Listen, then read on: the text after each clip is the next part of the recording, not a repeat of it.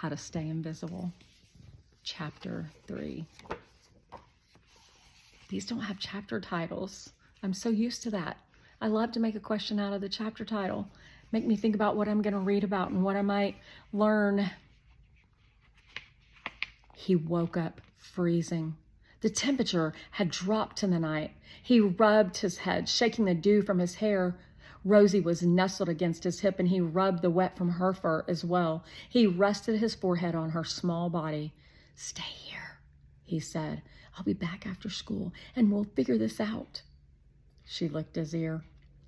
Raymond ate his breakfast in the cafeteria, pocketing some for Rosie. It was the day before Thanksgiving, and his stomach was already tight with anticipation of the long weekend ahead.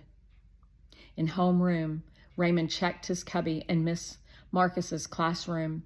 He pulled out a couple of reminders about grades and requests for supplies, the usual papers that would end up in the trash or scattered around the classroom floors. He found a bright green flyer with information about the annual winter jamboree and bingo night. Raymond had seen posters in the halls. There was something else in the back of Raymond's cubby. He reached in and pulled out a brand new tube of toothpaste. He looked around. Miss Marcus was sitting at her desk grading papers. She glanced up briefly and then said, "Jeremy Wallace, you had better pick that paper up off my floor." Jeremy gave a little yelp and hurriedly picked up the balled up paper, threw it in the trash can, and rushed to his seat. Raymond tucked the toothpaste into his book bag.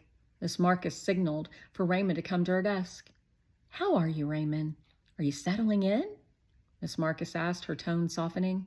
"Yes, ma'am," he answered. She set her pen down. "It's hard to be the new kid," she said.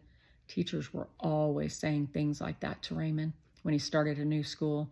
Most of them didn't really care, but Raymond could tell Miss Marcus wasn't like most teachers. He shrugged. "I'm pretty used to it." "You'll let me know if you need anything?" she asked. "Yes, ma'am," he said again, but he knew he wouldn't.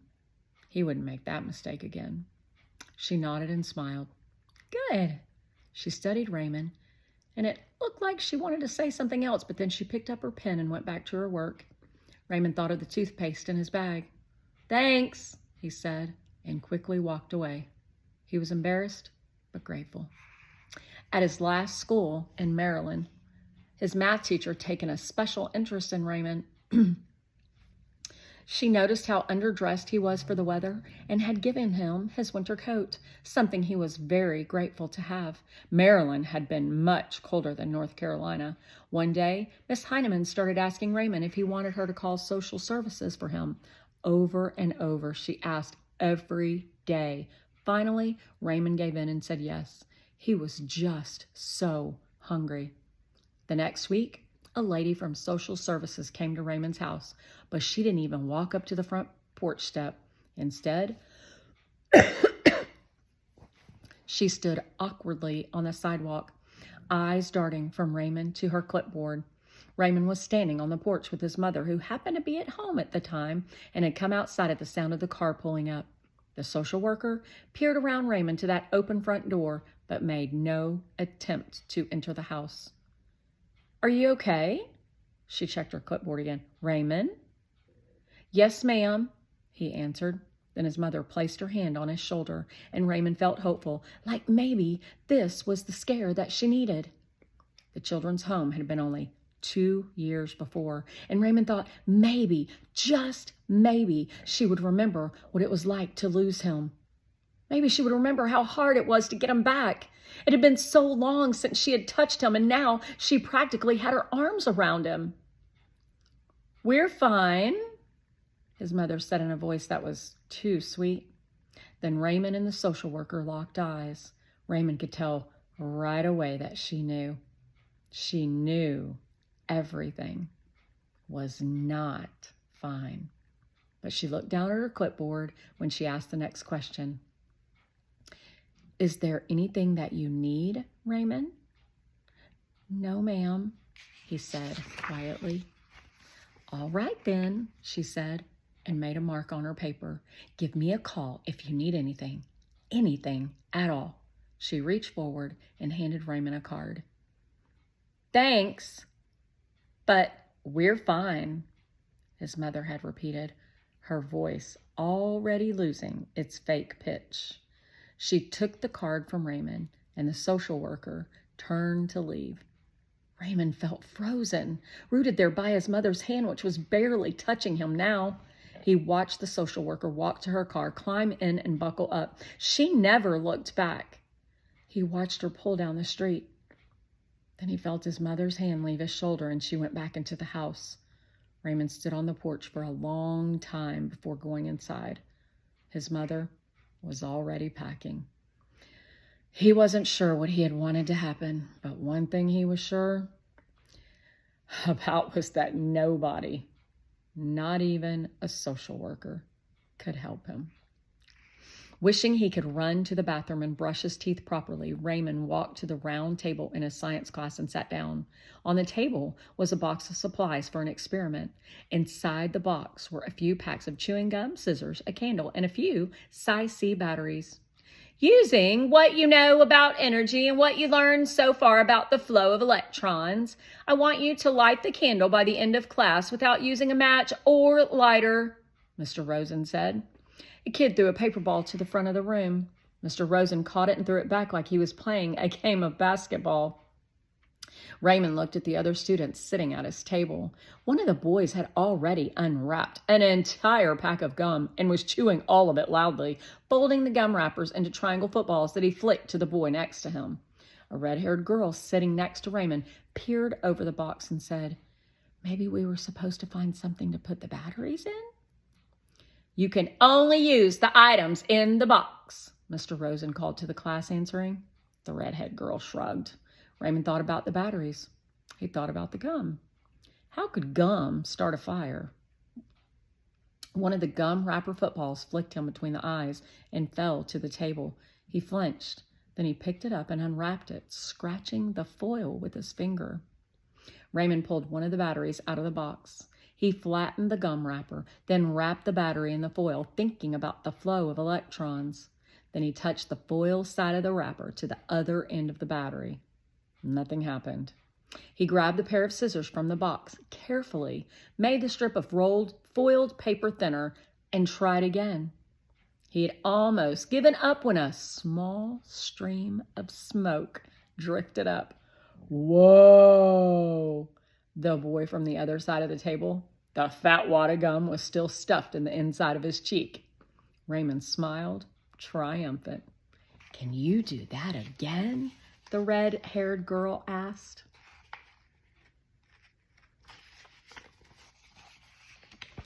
"I think so," said Raymond. He took another wrapper and carefully cut a long, skinny strip. "Here," he said to the girl, handing her the candle. "Have this ready in case it lights this time." Raymond repeated the steps, and sure enough, smoke drifted up and a tiny flame raced to the either end of the paper. The redhead girl held the candle out just in time, and the wick caught fire. The table cheered as Mr. Rosen danced his way over to admire their work. "Wonderful!" he exclaimed. Mr. Rosen launched into an explanation for the class. All physical and chemical changes require a source of energy to make them occur. In this case, electrical energy through the flow of electrons in the battery, and thermal energy will drive the process of oxidation, resulting in fire. When you place a thin foil wrapper on each side of the battery,